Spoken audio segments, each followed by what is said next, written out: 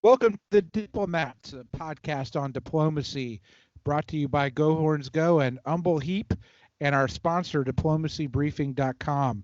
We are talking about the Nexus Online Season 4 Championship, which is now 8 years through the 10-year tournament. We will be discussing the latest moves of 1908. I'm joined, as always, by Humble the Heap at from the Nexus Discord server. Humble, how are you doing tonight? And tell us about our sponsor, diplomacybriefing.com. I'm doing well, and Diplomacy Briefing is a weekly email about the diplomacy hobby. It hits on everything that's going on in the face-to-face scene, the online scene. Be talking a little bit more, the issue that goes out tomorrow about the virtual tournament that's going to be happening in Boston, June 20th.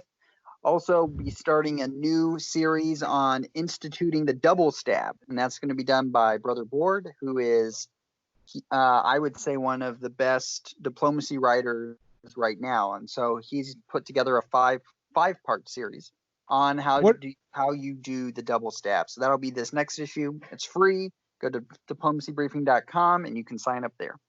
Double stab as in stab two powers at once, or stab the same person twice? You stab your ally, and then you re-ally them and stab them again, which is very devastating, very infuriating if you're on that end. And it's anyway, he's gonna break it down in his very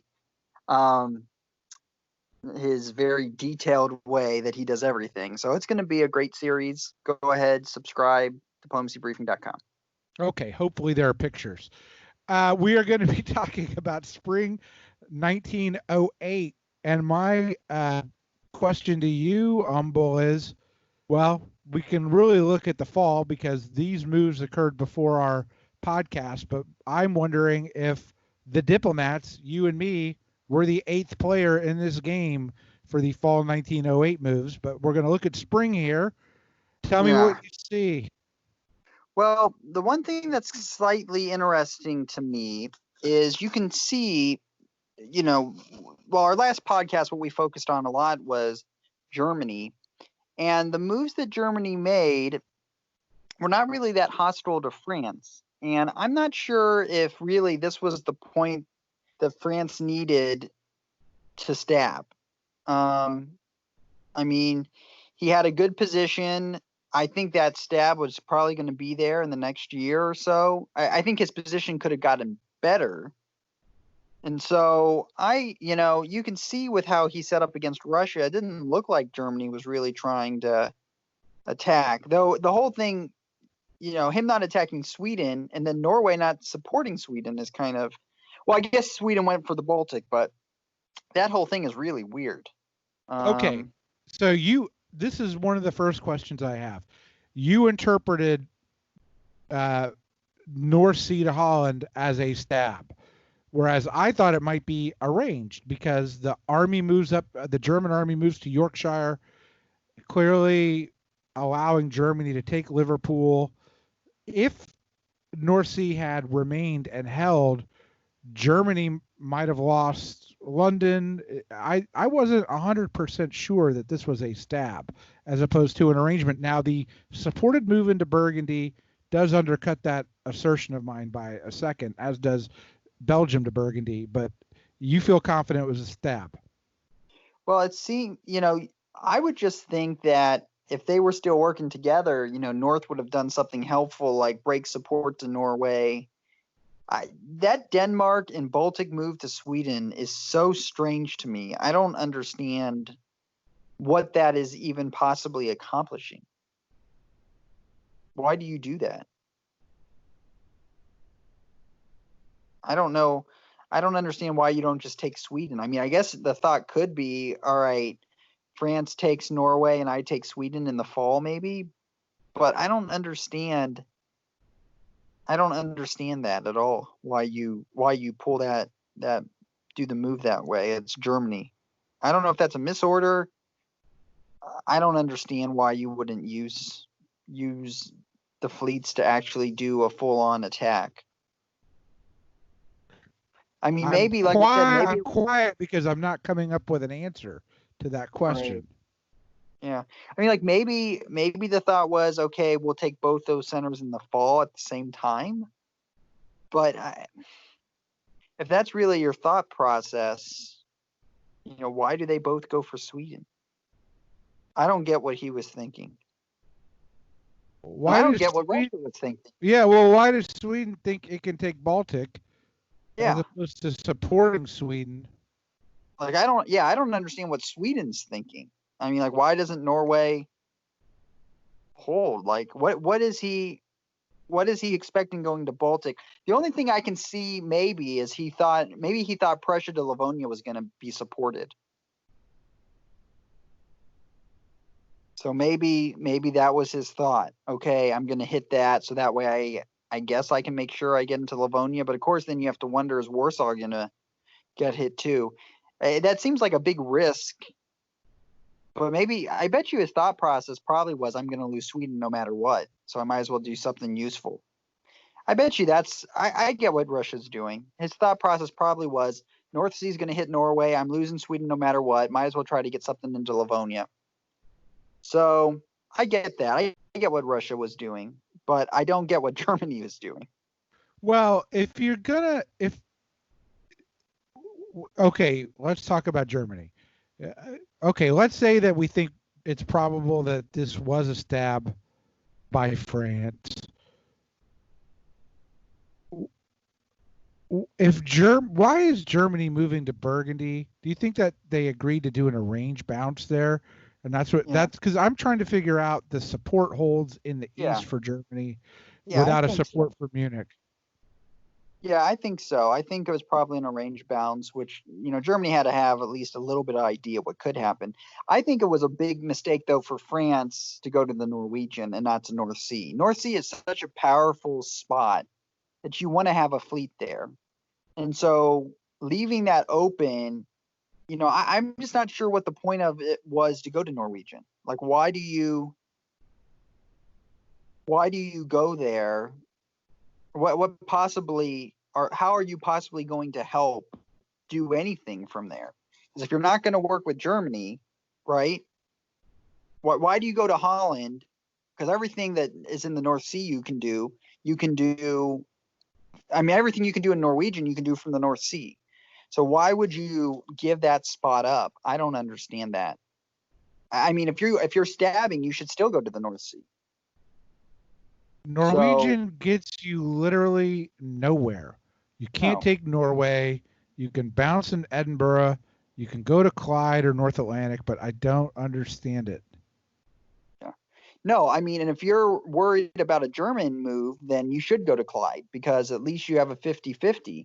But the North Sea is where you want to go. If you're in the North Sea, you've got a lot more options on how to attack. That was a real mistake. I don't know why you go to Norwegian, what the point is of that. I don't like it. And this is going, and if you look there on the south, this shows, I said what they needed to do was do Tunis to the Tyrrhenian Sea because you want to use that army for something.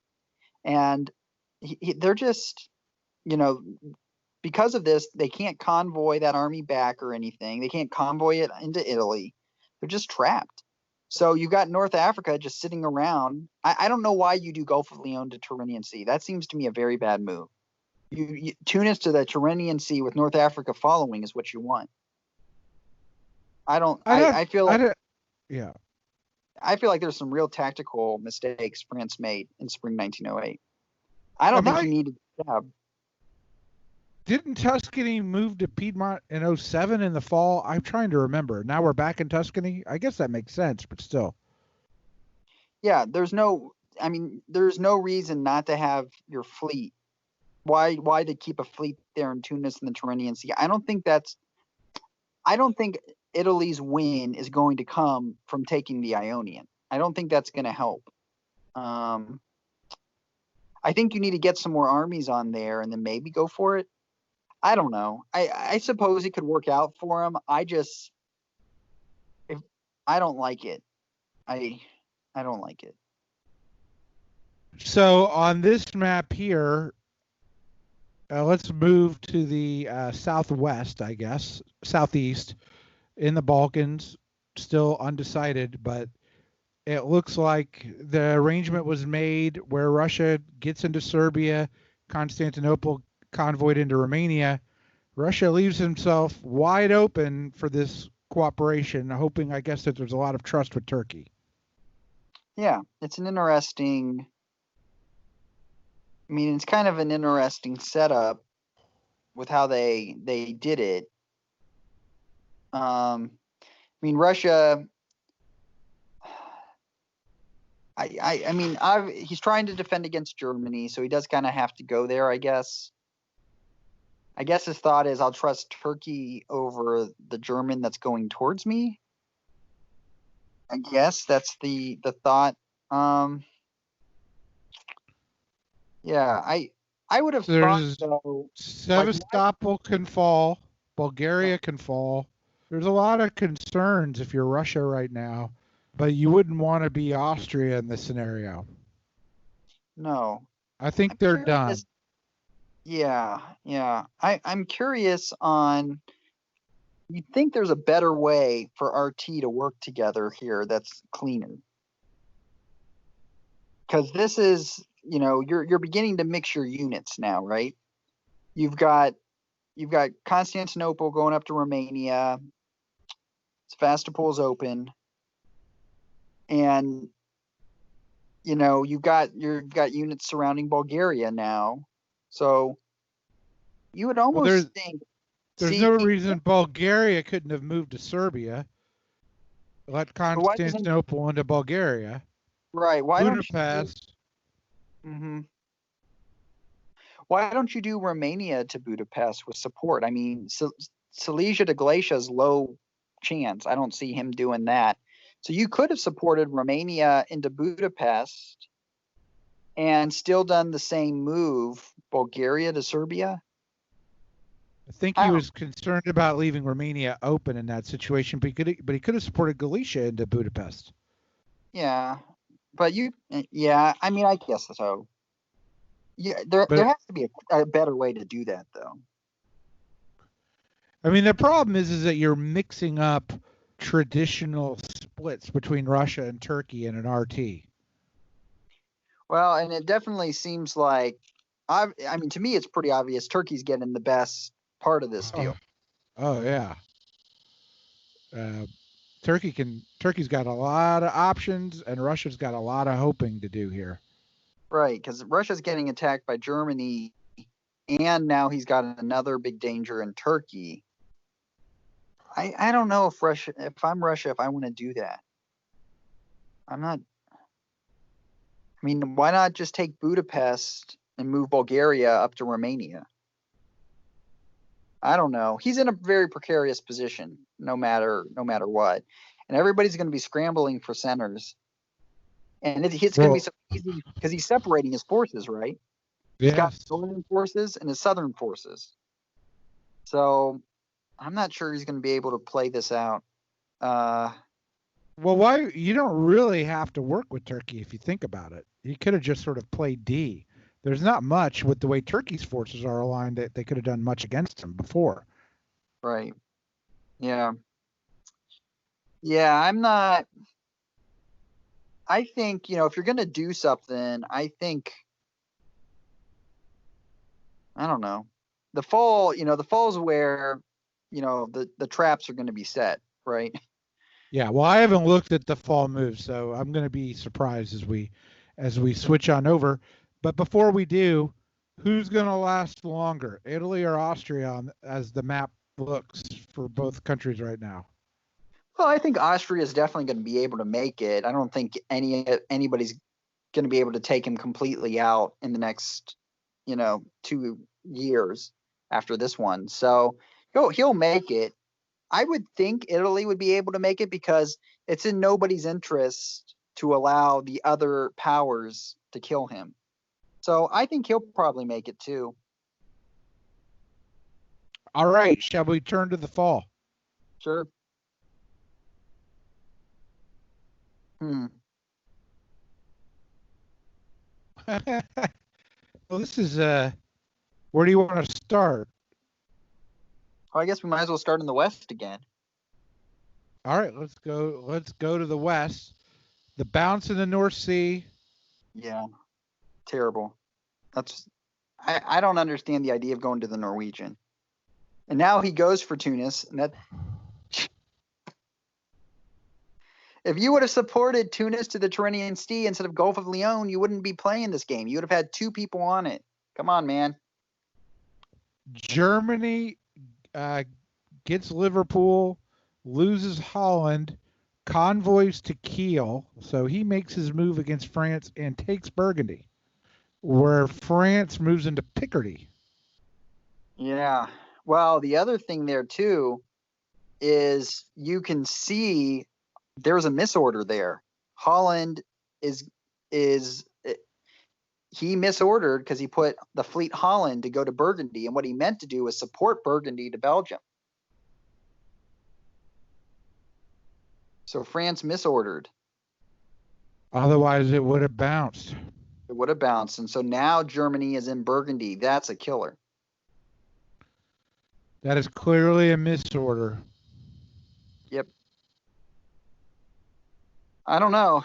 France, whatever his stab desire was, he didn't plan it out enough, because going to Norwegian, if you're stabbing Germany, you're not going to get any help against Russia.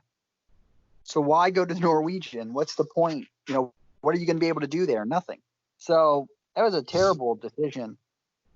Sort of hilariously, if he had not taken Holland in 08, he might have been in London and Holland the North Sea in right now. Yeah. Right. Yeah, exactly. Or, he could have taken Belgium too, because he could have done, he could have supported Holland to Belgium. I'm sorry, North Sea to Belgium if he really wanted. France with no builds retreats to Gascony. So we've got Marseille and Paris both open. What do you think about that retreat? Yeah, I think you had to go to Gascony. That's your best defensive place to be. But I mean, he's in trouble because he's got nothing. That German can keep playing guessing games until he finally gets in there. I mean, Belgium is open, so it's precarious in that way. But I don't know if France is going to be making any gains now. I think 8 is it. I don't think he's going to be able to outgrow that. He might trade Belgium for Holland. Yeah, but he's going to lose. What is Germany trying to convoy there? Oh, he's convoying Prussia to Kiel. That's nice. Yeah, he just skipped over Berlin. Yeah, I like that. That's nice. He's reached a little détente with Russia. I mean, why bother at this point? Neither are going to take any actual centers off each other. Yeah, not at this point. It doesn't. I mean, Russia's going to definitely, I'm sure, try to grab Berlin or something, do some kind of a dash.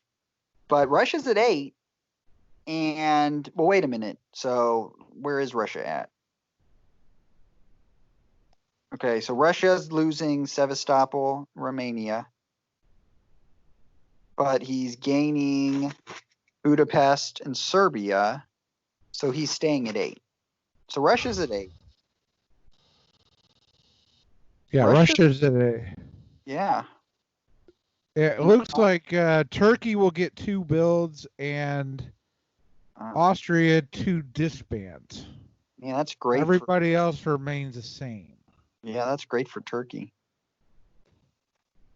And there might have been a way that Turkey got 3 builds. He could have got into Serbia if certain things had worked out. My brain hadn't caught up here. All right, let's go to we can go look. He loses. Turkey takes Sevastopol, but gets Turkish help into Budapest. Huh. Think that was a trade? No, Turkey supported Galicia into Budapest. Yeah. I mean, Russia gets Turkish help into Budapest. Yeah, Russia's staying at 8 and Turkey's going up to 6. Yeah, it's hard to say. Russia gets Turkish help into Budapest is what I meant to say. But he Yeah, yeah. loses. I think maybe that was the trade. Hmm. Do you think this is a stab? Um, well, y-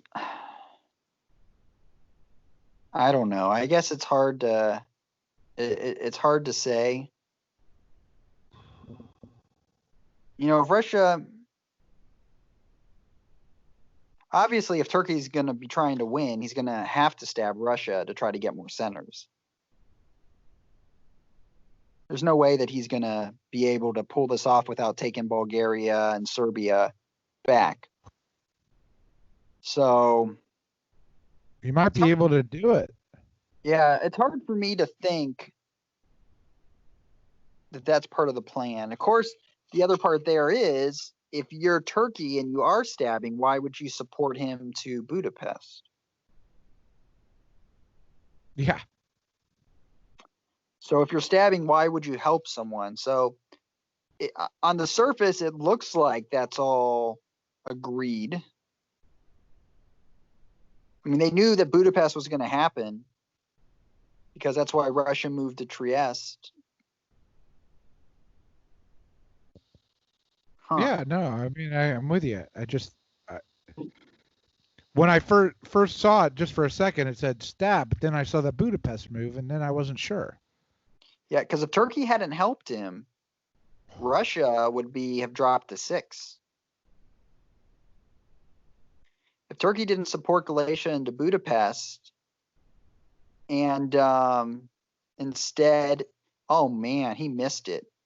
He could have supported Greece to Bulgaria with Romania and been at 7. He missed it.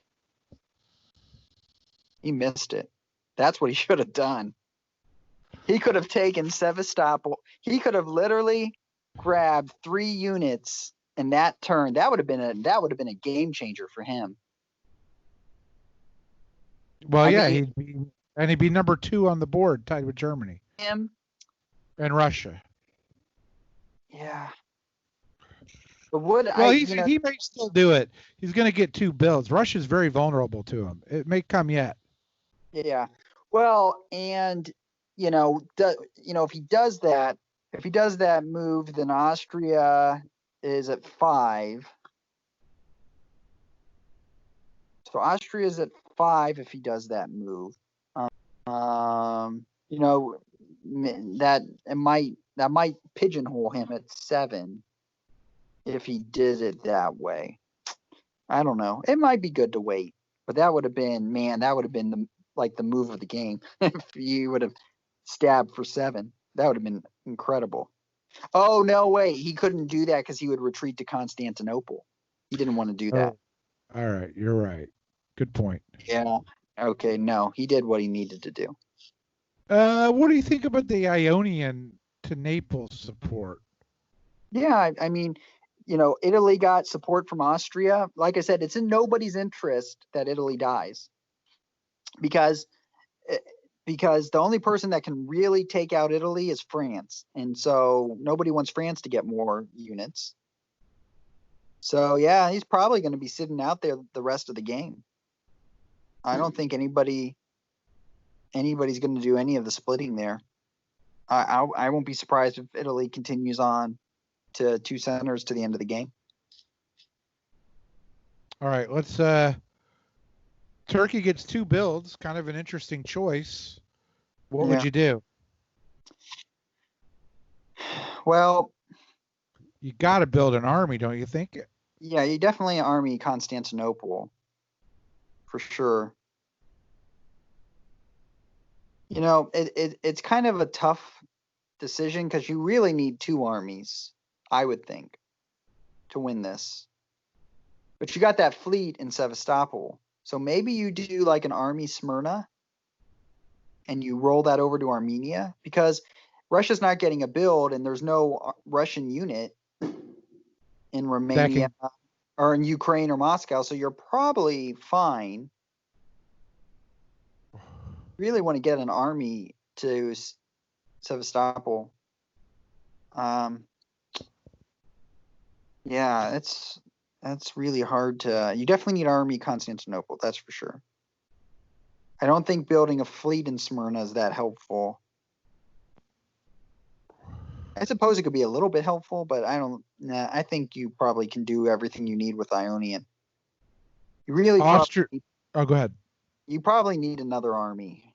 I mean, there's only 2 years left, but if you want, I think he's missed his naval growth opportunities. yeah, He's got to just, hope that 9 is enough. yeah. He's going to be at 6. It's going to be hard to get 3. Bulgaria, Serbia, and 1 more. That's got to be his game plan. Yeah. Is he the only one building? Yes, he's the only one building.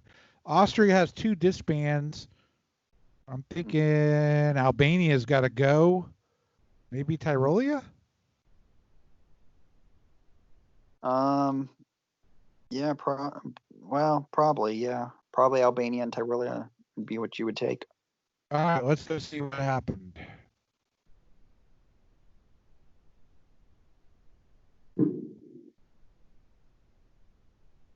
Fleet Ankara. And we were right on Austria. I don't know if I like that fleet move. Yeah, his thought process must be, I need to get something into the Black Sea right away.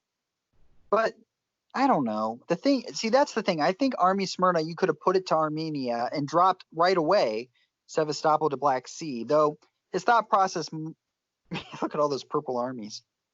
Man, spring is gonna be so interesting with how Russia pulls things off and what Austria does. You almost think Austria would help Turkey in this situation. Well, Austria is crafty. I think Austria's MO is, I'm for whoever wants to help Austria. Whoever. Man, I'll tell you what. If Russia can guess this right,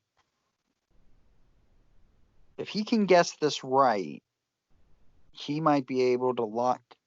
It's hard to say who's going to come out on top of this, because you need. Of course, we don't know who the players are, so. But if anybody can get to 9, I bet you they win this game. You think 9 wins? Yeah, because I don't think France is going to be able to grow quick enough to be able to pull this off. Well, Russia can get into Vienna. Russia can't keep Bulgaria. That's probably the plan, because I bet you, because he can now shift some of his armies south. That's why I say I think France's move was a little too soon. I don't think he needed to stab Germany, because Germany was in a horrible position. And then with his misorder and everything else, now he's going to be just trying to stay at 8 the rest of this game. That's really bad.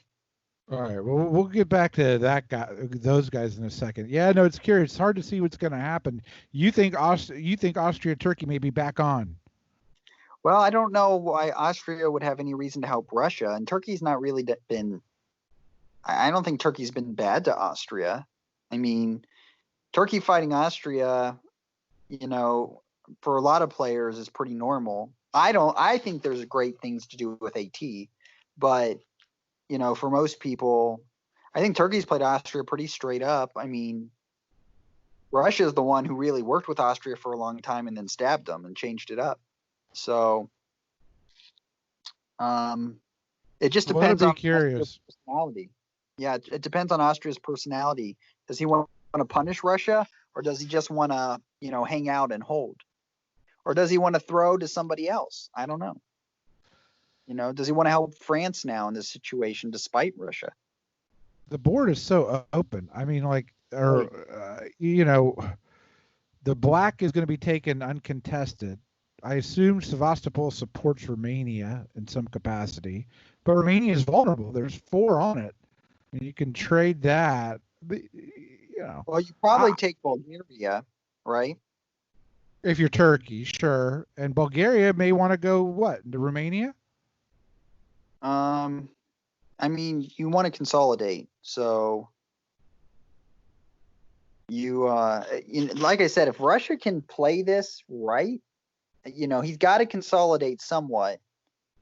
And the easiest thing would be getting Vienna and Romania back.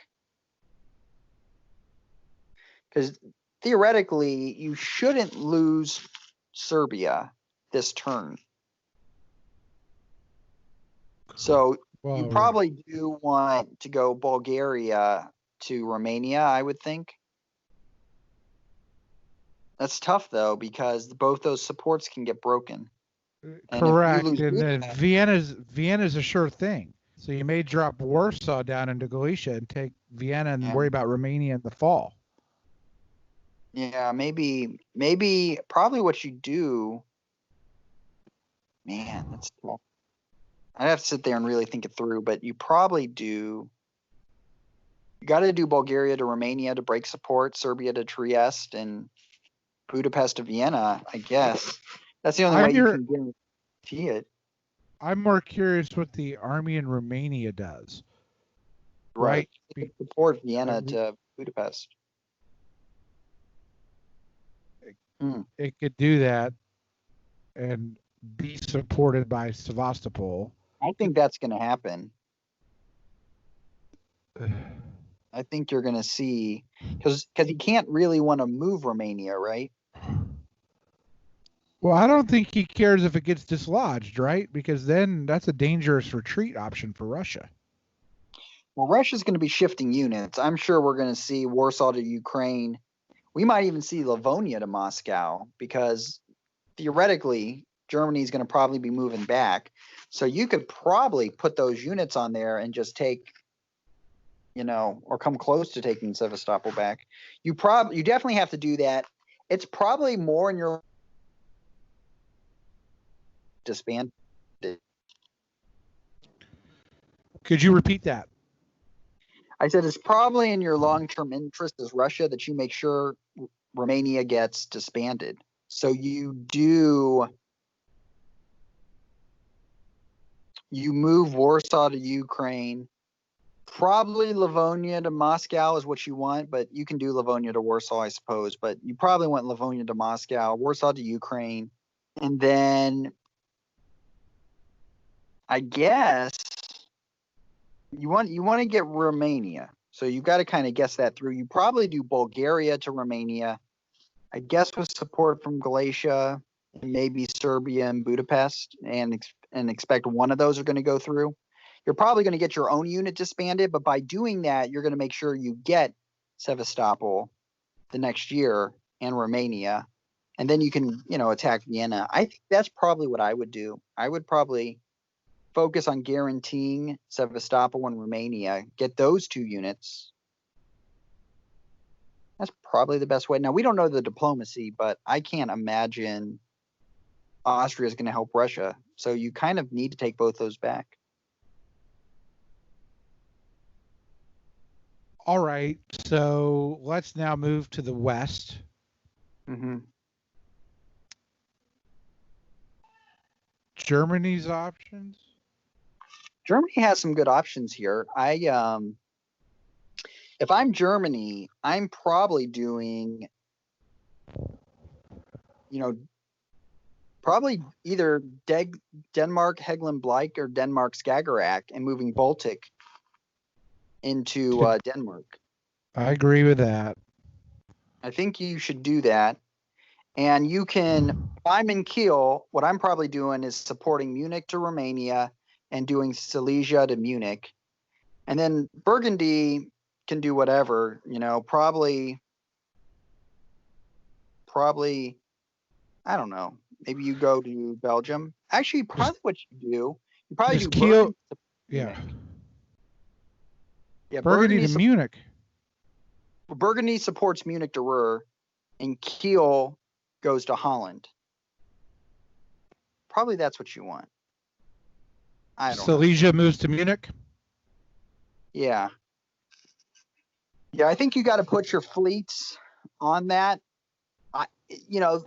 The best thing is to get Denmark, to get something in Skagerrak or in Hegland Blight. Getting probably Hegland Blight is the better thing, because then you can guarantee grabbing Holland back and maybe getting Belgium back too. So you put those two fleets on, maybe you have some options then. The big worry, of course, is Russia's ready to pounce, but you're probably safe. See, this is a great finals ending. That's really exciting. You got the fleet in Baltic to help cover if you need it. Yeah, but I would shift. But you're going to move it to Denmark. You're right. Yeah, you're right. Okay. Man, France is now, look at that misorder. Yeah. That was a brutally bad play. Yeah. Yep. What do you do? Do you prioritize taking the North Sea now if you're France? Well, I think you've got to. Yeah, I think you've got to do Tyrrhenian Sea to Western Med. You can hold Tunis for a long, long time if you need to, but I think you got to do Tyrrhenian Sea to Western Med and convoy that army back over to Spain. And obviously Tuscany to Piedmont. Back and forth, back and forth. Yeah, Tuscany to Piedmont. You got to do that, and probably you do like a Tunis. You're probably going to have to stick it out in North Africa, but France is in a really, really tough spot right now. Tough spot. What's the head game right now? Let's say Germany moves to Edinburgh. Well, London will be available if France takes the North Sea in the fall.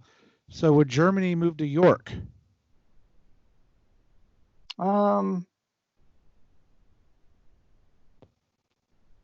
Probably, because Norwegian may go to Edinburgh, and if that's the case, you would rather have that fleet there than in the North Sea, because you're going to eventually take that. So yeah, right. I would think Liverpool to Yorkshire is probably the better move. Yeah, I definitely I would go with that. Yeah, I would do that. Do you see any reasonable chance for France getting to 9 on this board? I don't think so. I don't think it's there. I think it's more likely that he goes to 7 than it is that he goes to 9. He could go down to 5. It would not take a lot for that to happen. So, do you think we were the 8th player on this board, or do you think France did it to himself with the move to Holland, which had occurred before our podcast was last released? Yeah. No, I think France did it to himself, because I don't think he needed to stab, and I think he could have probably got more pieces in position. I do think it wouldn't have hurt for him to stab in 1909, but I think 1908 was too soon. I think you could have got your guys into better position. Again, we don't know the diplomacy, but you could have set yourself up to take. What would have been better is to have tried to stab in fall 1908. Like, there's a general diplomacy rule that you don't stab in the spring, you stab in the fall. And if you stab in the spring, you give them all these different options, and you give other players options to hurt you for that, especially if you're the board leader. So you always stab in the fall. Now, that doesn't always have to be the case. There's definitely some chances, but like, this is a particular instance that just shows that stabbing in the spring was a terrible move for him. The fall was the place to do it, and you could have. Can't Germany get more than 8? Yeah, I think so. You can get Holland, right? But that gets him to 8. What's next? He can get something in Spain and Marseille and Paris. He can sneak in maybe into either Sweden or St. Petersburg by moving Baltic to Bothnia and making it a guessing game. So there's different ways for him to sneak units through. So yeah, I think definitely Germany can get more than 8. I think that's very possible. And Russia, Turkey can still pull this off too. Can Turkey get beyond 8 realistically? Yeah, I think so. And those Bulgaria, Serbia, Trieste. Yeah, I think definitely he can get there. The big question is Italy gonna, is Italy gonna help Turkey? Like, because Italy could throw him a center, at the end. Oh. Italy could say, hey, thank you for all your help. I'm going to support you into Naples. I'm going to give you Naples, or I'm going to do this. So it's a lot of this is going to be really interesting because you've got some of the smaller powers like Italy and Austria that can make, can king make, right, who they like. And Italy and Turkey have had a pretty good relationship. So Italy might say, hey, if it's all the same, I'll help you get over the top. Austria may say to Turkey, you know what, Russia's been more, he's definitely been more cutthroat than you, and I don't want him to win, so I'm going to support you to take Budapest and Serbia. So I think Turkey could easily come out pretty well. It's all diplomacy right now. Okay, take us into the psychological. I remember at this point, the stress was overwhelming for me. You've been through it twice on Nexus and other places. How stressed out is everybody right now? Well, it depends on how close you are to winning, I would think. So if you've got a real shot, and here's the other thing about this tournament. This is a tournament where the players have spent like 3 months qualifying. Then another month they're playing the actual finals. So they started in what? Was it early February? Is that when they started? And there's these two jerks commenting on all their moves and second guessing them. Right. So there's all this investment. It's not like you just went and played a day, right? You've been playing for months. And so there's a lot there that it can become a lot more personal because of all the investment that's made into the game and into getting this far. It depends on how people played each other and how much, bad feelings there are right now, because that can build up the stress too. So, I have to imagine, France has lost the most this last year because France was in the best position and they kind of shot themselves in the foot in 1908. So, but I'd put Austria a close second there too. Remember how good Austria was looking at the end of 07. Yeah. He got completely teamed up against Russia and Turkey, which is interesting to me because you would think that, you would think Austria would be in a great position to capitalize on the Russia-Turkey mistrust, because Austria's not really been a big time. I don't think Austria's really stabbed anyone, Everybody's been attacking him. You can't really get mad at Austria for wanting to get his main center. All right, so who had the worst season, France or Austria? Oh, yeah, Austria for sure. Austria. France is a close second. Who had the best season? You'd have to give it to Turkey for going up to 6, but Russia had a great season too, because he looked at what could have been. He was going to be dropping centers, and he's still at 8. So he's still topping the board there with France, but France's position is kind of precarious. Germany gets bronze. Yeah, Germany. Germany is 1907 was so terrible. It's, but he's in a position where he can win. I mean, that going for Russia was always a bad plan because Germany was not going to win by going towards Warsaw. His win was going to come by grabbing some centers from France and getting some stuff in the north, which he was in a decent position to do. So, yeah, I'm really interested. I've loved this game. It's been a great game. Let me ask you about diplomacy ethics, since you discussed the idea that someone might be a kingmaker. If France, after all this, cannot get past 8 and realizes that France cannot win, does France try and help get Germany over the line? I would think so. That's kind of similar in my season one. So in season one, I was France and I made my move against Germany. And right when I did, Italy stabbed Russia for 3 centers again. And so Italy had stabbed Russia twice for 3 centers. And he built all these fleets, and all of a sudden, and now he was going to send them all towards me. So there was no way that I could win against I could fight against Germany and hold Italy back. I had to make a decision. And so me and Germany had worked the whole game, worked really well together, and I had made my move to solidify my lead when it fell apart. So I was prepared to let Italy win. Italy had played a great game, but Italy kind of started spiking the football before it was over. So nobody really liked Italy either on the board. So I gave 1 center to Germany, and Russia gave a center to Germany, and we pushed him over the top. Even though he was the third biggest, he wasn't going to help me because I had prosecuted the stab. So, our relationship had been so good that, yeah, I was okay with doing that. Then in the second season, I had the chance to be a kingmaker, but I didn't help anybody because everybody had attacked me the whole game. So I said, well, I'm not going to help anybody on that. If I'm being team, if I got 3 people all attacking me, I'm not going to push one of them over the top. You guys can fight it out. So that was, it all kind of depends. But with what I've looked at, I would think that, if you're France, that you would probably be okay with that. But it's hard for me to say because I don't know all the words that have been exchanged between France and Germany. But they have worked pretty closely. And Germany definitely has been the more true ally than France has been. Yeah, all Germany ever did was move to Burgundy. He didn't really do much else.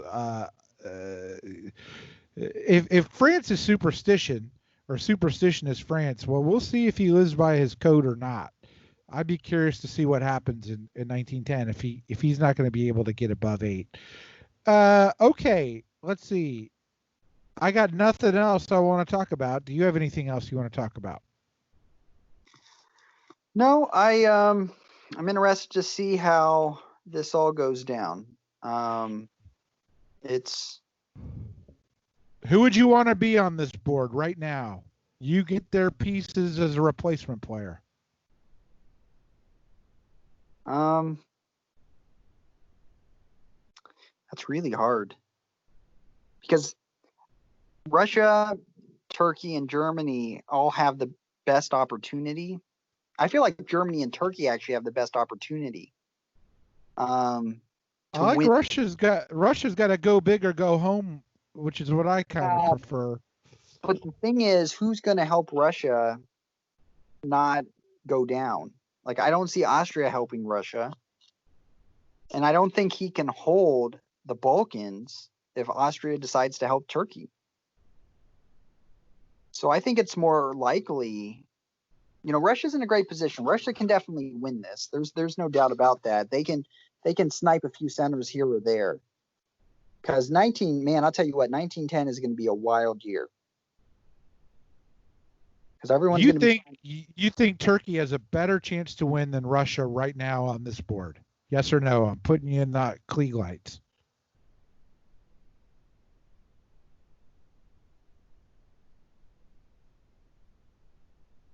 Does Turkey have a better chance than Russia?